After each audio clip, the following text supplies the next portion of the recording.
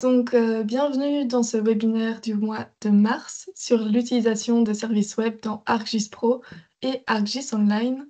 Je m'appelle Romane De Walk et je suis consultante SIG chez Esri Belux.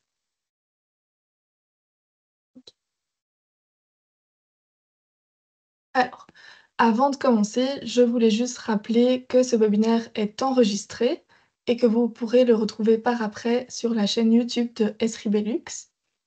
Aussi, vous pouvez poser toutes vos questions sur les services web, directement dans, le chat qui s'appelle Q&R. Si vous avez des questions urgentes, des questions techniques, vous pouvez directement les poser, dans le chat normal et si vous avez des questions supplémentaires après le webinaire, vous pouvez les poser dans le Esri Community. OK. Donc, ce webinaire est à propos des services web. Je vais commencer par une petite introduction théorique sur ce que sont les services web et également les différents types de services web qui existent. Après, je passerai à une petite démonstration dans ArcGIS Pro et ArcGIS Online pour vous montrer comment on peut s'y connecter et comment les utiliser.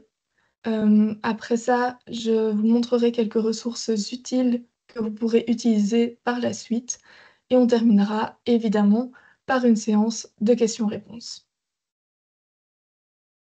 Donc, qu'est-ce que c'est que des services web? Ce sont des services qui permettent à un client, donc vous, depuis votre application ArcGIS, que ce soit ArcGIS Pro ou ArcGIS Online, d'utiliser des services Hem, sur internet disponibles sur un serveur. Alors ces services, la plupart du temps, ce sont des données, mais ça peut aussi être, des services de géotraitement et donc ces services ont d'abord été publiés sur un serveur, par quelqu'un d'autre et vous y accédez via internet. Alors, il y a 2 grandes catégories de services web. Tout d'abord, les services d'ArcGIS qui, suivent les standards d'ESRI. Là-dedans, on peut retrouver, les services de cartes, donc Map Service, les services d'entité, Feature Service et les services d'image, Image Service. Et la deuxième grande catégorie, ce sont les services OGC.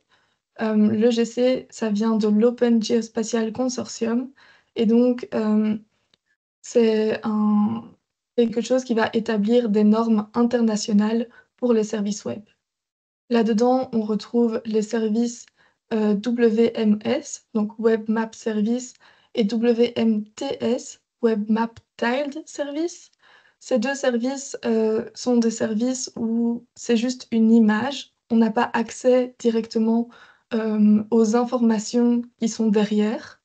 La grande différence entre les 2, c'est que, le WMTS, comme son nom l'indique, est tuilé à l'avance, donc il peut être, plus performant à utiliser, mais par contre, il n'est pas toujours disponible et il est moins flexible.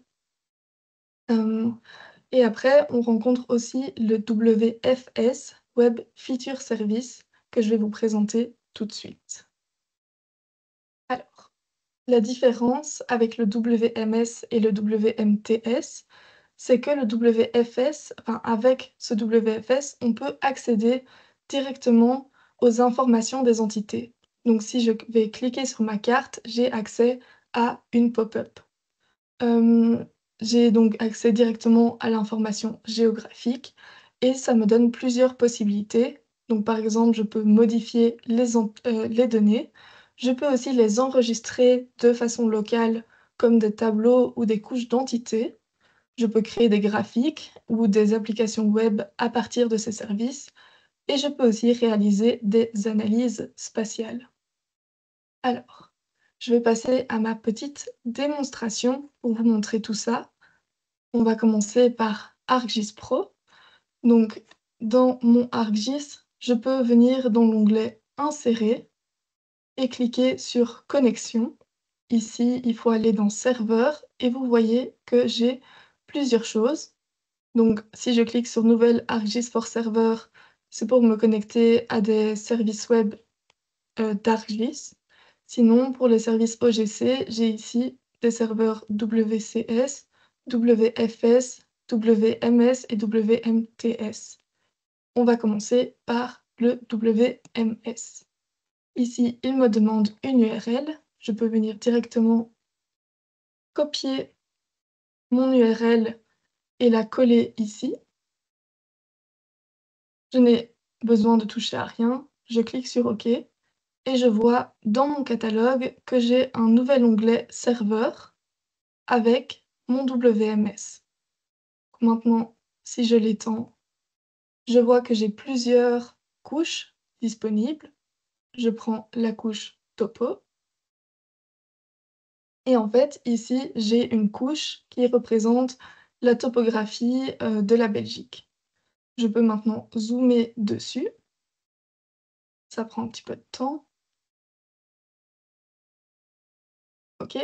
Et là, on voit que le niveau de détail est plus élevé. Alors, comme c'est un WMS, quand je clique sur ma carte, je n'ai pas de pop-up qui apparaît, je n'ai pas accès aux informations des entités derrière. Si je viens faire un clic droit dans mon contenu, je vois bien que je n'ai pas accès à la table attributaire de mon WMS. Maintenant, quelque chose qui peut être intéressant aussi, si je fais donc dans mon catalogue un clic droit sur le WMS, je peux l'ajouter à mes favoris. Oui. Et maintenant, dans mon catalogue, dans mes favoris, oups, j'ai accès ici à mon WMS. Donc ça peut être intéressant, si vous avez des services web que vous utilisez souvent, de les ajouter en favoris, comme ça vous n'avez pas besoin de refaire la connexion à chaque fois. Je reviens à mon projet. Alors, si je veux maintenant me connecter à un WFS, je peux revenir dans l'onglet Insérer, cliquer sur les connexions et faire comme tout à l'heure. Mais maintenant que j'ai un onglet Serveur dans mon catalogue, je peux aussi faire un clic droit sur le serveur et on voit ici de nouveau tous les différents types de services. Je clique donc sur WFS, il me redemande une URL, donc je viens chercher l'URL de mon service, je la colle ici, de nouveau je ne fais rien, et je vois en dessous des serveurs que j'ai bien mon WFS qui s'est rajouté. Ici, donc c'est un service de Bruxelles Mobilité et je viens ajouter, hop, des magasins de vélos. Donc on voit que j'ai plein de points autour de Bruxelles qui se sont rajoutés et si je clique sur un des points, j'ai maintenant accès à la pop-up et donc j'ai, toutes les informations du magasin de vélos sur lequel j'ai cliqué. De nouveau, si je fais un clic droit sur la carte, j'ai désormais accès à la table attributaire, avec donc toutes les informations des magasins de vélos. Je peux maintenant fermer ceci. Je vais retirer, le WMS de mon service parce qu'il risque de ralentir, mon programme ArcGIS pour la suite. Donc ce qu'on a vu, c'est qu'on peut faire, pas mal de choses, en fait, avec les WFS. Donc je vais commencer par venir changer la symbologie en cliquant sur le point dans mon contenu. J'ai accès à la symbologie. Je peux maintenant, dans la galerie, mettre vélo, parce que ce sont des magasins de vélos. Ils sont en tout petit, donc dans les propriétés, je viens agrandir, j'applique et maintenant mes magasins de vélos sont représentés sur ma carte par des vélos. C'est plus clair. Avec les WFS, je peux aussi faire des analyses comme je vous l'ai dit. Donc dans l'onglet Analyse, je viens ici ouvrir la galerie et j'ai accès à plusieurs outils. Par exemple, je pourrais faire une analyse des points chauds, donc pour montrer sur ma carte, par exemple, quels sont les endroits avec beaucoup de magasins de vélos et les endroits où il y en a peu.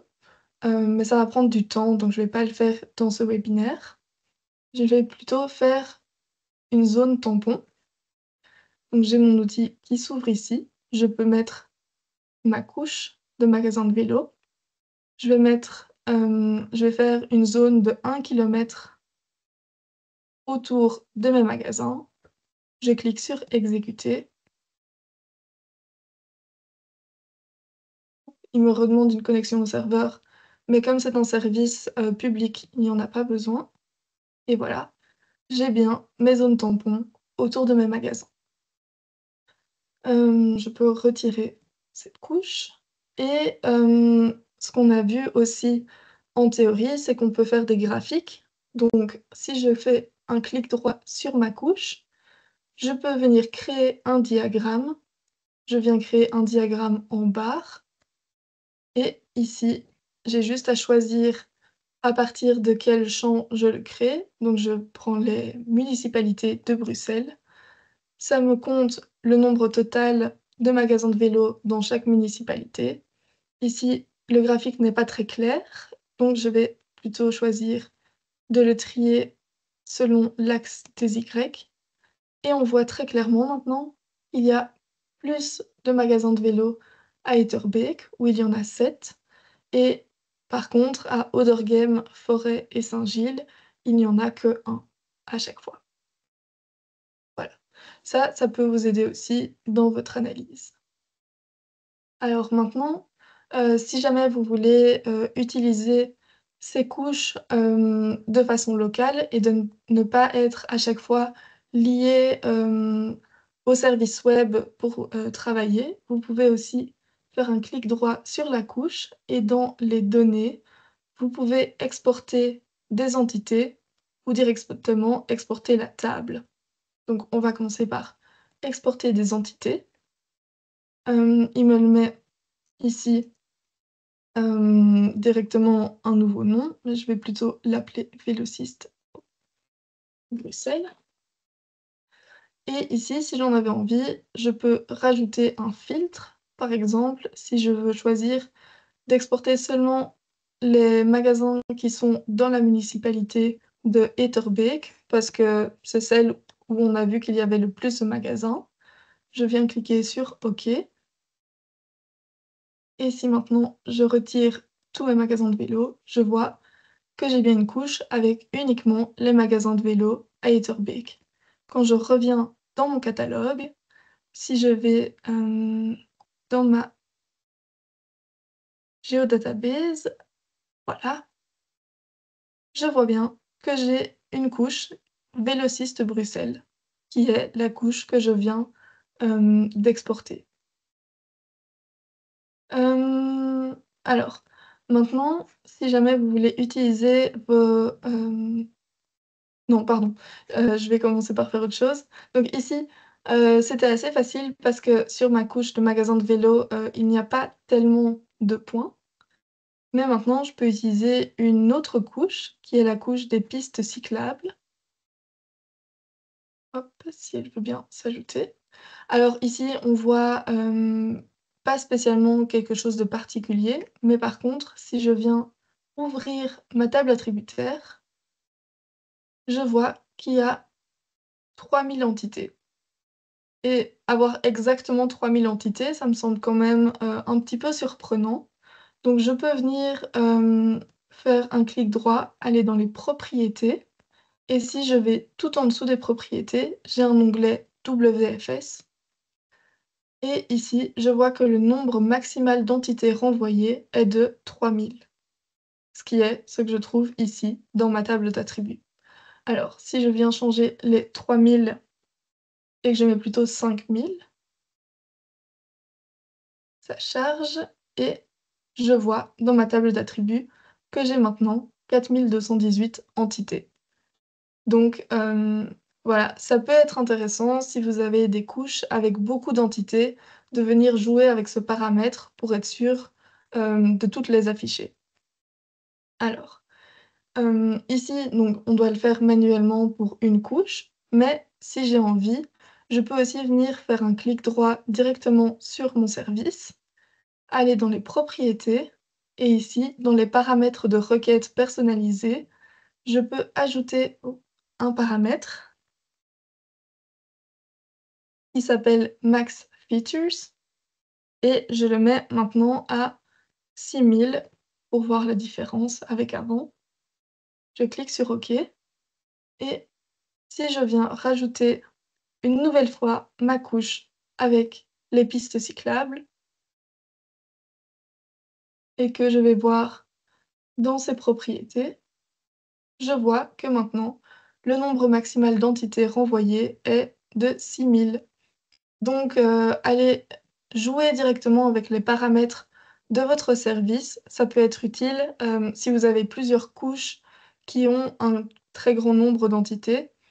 Ça peut aussi être utile si vous, devez rajouter plusieurs fois la couche, comme ça vous ne devez pas à chaque fois venir jouer, dans les propriétés, dans votre contenu. Hem Maintenant aussi, c'est pas le cas ici, mais si on avait une couche avec vraiment énormément d'entités ou alors une couche avec des entités qui sont réparties, sur un très grand, espace, spatial, on pourrait aussi vouloir n'avoir les entités que sur une zone définie à l'avance et pour ça, je peux aussi venir dans les propriétés de ma couche, dans les paramètres de requête personnalisée et ajouter quelque chose qui s'appelle bbox, ça veut dire bounding box et maintenant il faudrait que je rajoute, des coordonnées qui définissent, ma bounding box. Alors, pour faire ça, je vais d'abord vous montrer plusieurs choses. Ici, c'est, le XML de mon service, dans lequel on a plusieurs informations, notamment la version de mon, WFS. Ça peut être utile à savoir parce que selon la version, on ne va pas être, capable de faire exactement la même chose. J'ai aussi le nom de mon WFS, et puis si je vais plus bas, je vois à chaque fois des informations pour, toutes les différentes couches disponibles dans le service. Alors, ici, à chaque fois, on a de nouveau le titre de mon service, un petit résumé et puis, très important, on a, hem, la référence spatiale à chaque fois pour chaque couche. Donc ici, la référence est de 31 370, ce qui correspond au Lambert belge 72. Maintenant, je vous ai parlé, tantôt de, créer une bounding box pour limiter votre service. J'ai un outil assez intéressant pour vous qui s'appelle le bbox Finder.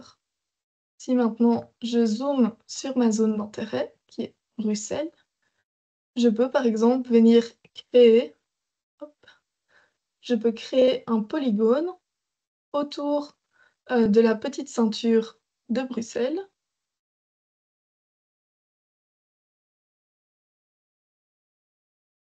et ça me crée directement un rectangle autour de ma zone d'intérêt.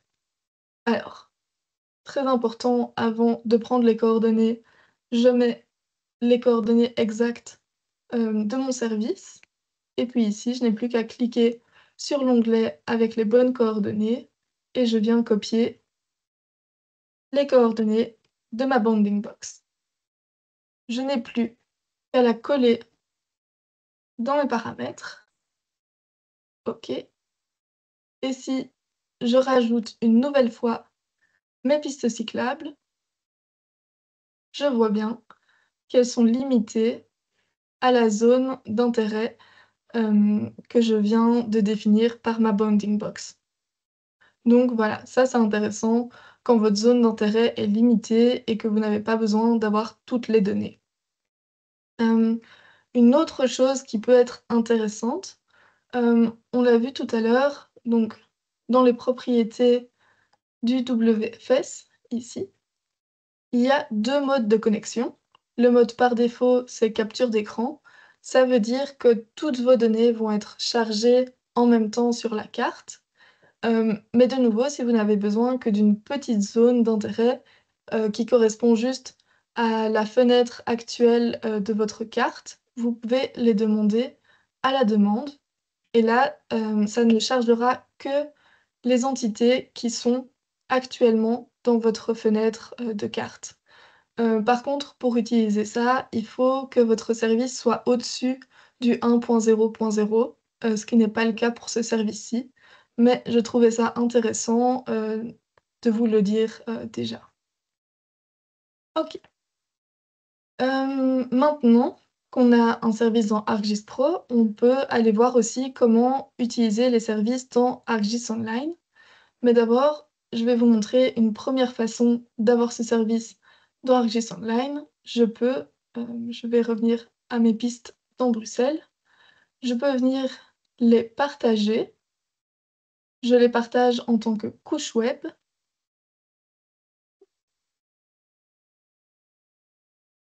Et, et donc, il va directement me donner le nom, un petit résumé. Je les partage en tant qu'entité. Pour le moment, je n'ai besoin de les partager qu'avec moi. Je clique sur «Analyser» pour être sûre qu'il n'y a pas de problème. Pour les ID, je peux juste les attribuer automatiquement et maintenant, je vais les publier dans mon ArcGIS Online. OK, pas de souci. Et pendant que ça charge, je vais directement vous montrer ce qui se passe, hop, dans ArcGIS Online. Donc ici, vous pouvez cliquer sur «Carte» pour ouvrir une nouvelle, carte dans le Map Viewer et vous pouvez ajouter des cartes. Donc si je clique sur «Ajouter», j'aurai les cartes qui sont dans mes contenus ArcGIS Online. Mais apparemment, il n'a pas encore publié ma couche de piste cyclable et sinon, je peux ajouter une couche à partir d'un URL. Et ici, je n'ai plus qu'à, de nouveau, coller l'URL de mon service. Alors, je vais vous montrer quelque chose d'intéressant peut-être pour vous. Donc on est dans le portail, le géoportail de la Wallonie. Si vous cliquez sur «Cartes et données», vous avez accès au web service. Et voilà. Et donc ici, vous avez tous les web services pour la Wallonie. Si je viens ici, je peux les trier et moi, par exemple, j'ai envie, des limites administratives. Je peux ici copier les limites administratives en Wallonie au 1er janvier. Et alors oui, pardon, ici on voit donc pour, chaque service, si c'est un service OGC ou un service Esri. Ici, c'est un service Esri. Viens le copier, je le colle dans mon map viewer. Ici, il détecte, directement que c'est bien un service, d'Esri, donc un service web ArcGIS. Je l'ajoute à la carte et j'ai mes limites administratives en Wallonie. Je vais quand même voir si ma couche de piste cyclable est, voilà, dans, mon ArcGIS Online. Donc vous voyez, je l'ai publié simplement depuis mon ArcGIS Pro dans mon ArcGIS Online. Je peux l'ajouter et j'ai mes pistes cyclables dans Bruxelles. Maintenant, si je veux pouvoir utiliser, tous ces services dans, par exemple, une application web, il faudrait d'abord, hop, que j'enregistre, cette nouvelle web map. Je vais l'appeler, ah,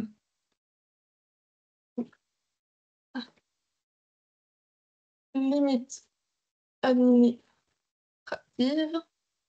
Je peux rajouter des balises, un petit résumé. Donc ici, pour le webinaire, je ne vais pas le faire. J'enregistre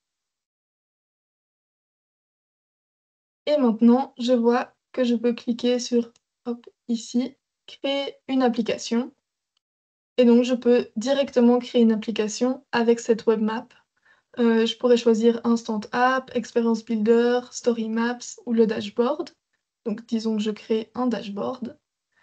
Il me remet, le titre et normalement aussi le résumé que j'ai écrit, pour ma web map et donc je peux créer un tableau de bord et on voit qu'il va le créer avec directement ma web map et tous mes web services à l'intérieur.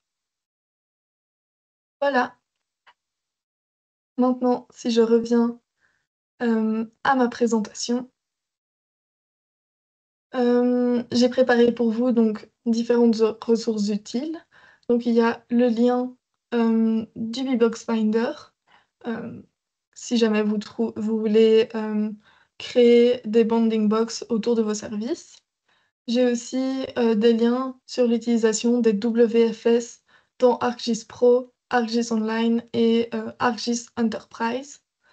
Et puis, si jamais, ici j'ai de nouveau des liens utiles donc, sur les endroits où vous pouvez trouver des web services. Donc, géoportail de la Wallonie, comme je vous ai montré, mais aussi il y a le géoportail du Luxembourg.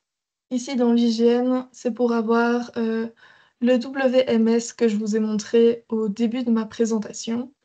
Et il y a aussi le Datastore Bruxelles pour les informations à Bruxelles, et puis Geopunt pour les informations en Flandre.